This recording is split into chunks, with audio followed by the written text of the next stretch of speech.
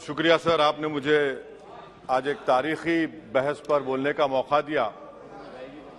मोहतरम जनाब, इस ऐवान के 75 साल के पार्लिमानी सफ़र की तकमील पर हम बहस कर रहे हैं। मैं सबसे पहले अपनी जानिब से खराज अकीदत पेश करना चाहूँगा मौलाना हिफ्जुर रहमान साहब को, जो पहली और दूसरी पार्लियामेंट के मेंबर थे, मेरे कायद सालार मिल्लत सलाहुद्दीन ओवैसी को, सुलेमान सेठ साहब को और मौलाना बनातवाला साहब को।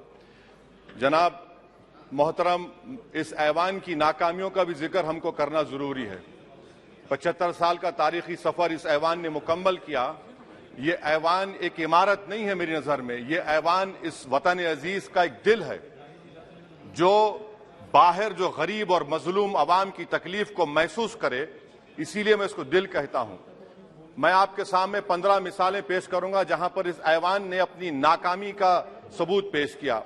एक उस वक्त जब दिल्ली की सड़कों पर सिखों की नस्लकशी की जा रही थी। एक उस वक्त जब 6 दिसंबर को बाबरी मस्जिद की शहादत हुई। आ रहा हूं भागलपुर, जिसमें रेशम के कारोबार को खत्म किया गया, मुसलमानों को दफना दिया और वहां पर फूल गोभी उगना शुरू हो गई। एक उस वक्त नाकामी साबित हुई जब मुजफ्फरनगर और गुजरात में नस्लकशी की गई। एक उस वक्त सर जब हम देखते हैं कि मुंबई की सड़कों पर इंसानियत का नंगा नाच हुआ। एक उस वक्त जब इस ऐवान में टाडा पोटा का काला कानून बनाया गया, यूएपीए का कानून बनाया गया, आफ्सपा का कानून बनाया गया, जिसको 1 साल के लिए बनाया गया था। 58 में हम 2023 में आ गए।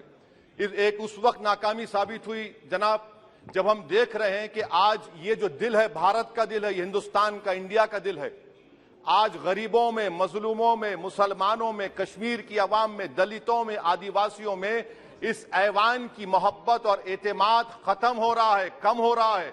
इसीलिए जनता सड़कों पर आकर एहतजाज कर रही है, क्योंकि उनको लग रहा है कि ये इमारत बन चुकी है, हमारा दिल नहीं है।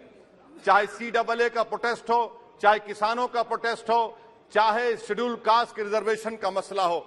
इसीलिए मैं आपके जरिए हम तमाम को मुतनब्बे करना चाह रहा हूं कि अगर हम रोडों पर इंसाफ करना जनता को अलाउ करेंगे, इस ऐवान को दिल नहीं रखेंगे, तो याद रखिए ये हमारी पार्लियामानी जमहूरियत के लिए बड़ा नुकसानदेह साबित होगा। और नुकसानदेह इसलिए भी होगा कि क्या हमको अपने ख्वाब गफलत से, अपनी जिम्मेदारियों से निभाने के लिए क्या भगत सिंह को आके बैठना पड़ेगा ऊपर कि देखो तुमने 75 साल में कैसा कानून बनाया और किसको कहां तक पहुंचा दिया। स्पीकर जनाब, इसीलिए मैं कह रहा हूं कि हम तमाम को अपनी जिम्मेदारियों को निभाना पड़ेगा। ये इमारतें ईंट से बनी हुई जरूर हैं, मगर ये इस इमारत में दिल है। इस इमारत को दिल के तौर पर बरकरार रखना पड़ेगा। स्पीकर सर, एक और मिसाल दे रहा हूं जहां पर इस ऐवान की नाकामी है। सर, अब तक लोकसभा के कितने 899 मेंबर कामयाब हुए। अब बताइए सर, पार्लियामेंट्री जमहूरियत में शराकतदारी की जमहूरियत है, रिप्रेजेंटेटिव फॉर्म ऑफ डेमोक्रेसी में 8,992 में कितने मुसलमान कामयाब हुए? कितने सर? 520, जबकि 1070 को इस ऐवान का मेंबर होना चाहिए था। कितना डिप्रीविएशन है सर? कितना डिप्रीविएशन है? 92% डिप्रीविएशन है। इस मौजूदा पार्लियामेंट में स्पीकर साहब सिर्फ 26 हैं, 14% मुसलमान और सिर्फ 4.8 उनका रिप्रेजेंटेशन है। बताइए, हम वोट डालने वाले बन गए, वोट लेने वाले नहीं बने। या तो हकीकत यह है कि आप वोट डालना नहीं चाहते उनको, आप सबको वोट डालेंगे, मगर जहां पर मुसलमान आएगा वो कामयाब नहीं होगा। बताइए, जब दिल में एक 14% आबादी की नुमाइंदगी नहीं होगी तो आप क्या फैसले करेंगे? क्या इस ऐवान को हम कहेंगे कि ये रिप्रेजेंटेटिव फॉर्म ऑफ डेमोक्रेसी है? स्पीकर साहब, मैं आपको एक और मिसाल देना चाह रहा हूं। बाबा साहिब अम्बेडकर ने सही कहा था, अंग्रेज उस जमाने में पार्लियामेंट बुलाते थे टैक्स बढ़ाने के लिए। हम उसी रास्ते पर जा रहे हैं, हम उसी रास्ते पर जा रहे हैं। हम तो बाबा साहब अम्बेडकर को हमने सच साबित कर दिया। स्पीकर सर, आखिर में मैं आपको बताना चाहूंगा कि आज आप देखिए कि चाणक्य ने क्या कहा था। चाणक्य ने सही कहा था। चाणक्य ने सही कहा था कि जब राज चलाने वाले व्यापारी हो जाएंगे तो उस राज के लोग भिखारी हो जाएंगे। आज ये वक्त आ चुका है सर, आज ये वक्त आ चुका है कि क्या first pass the post system इस देश के लिए सही है, या फिर हम प्रोपोर्शनल फॉर्म ऑफ रिप्रेजेंटेशन को फॉलो करेंगे।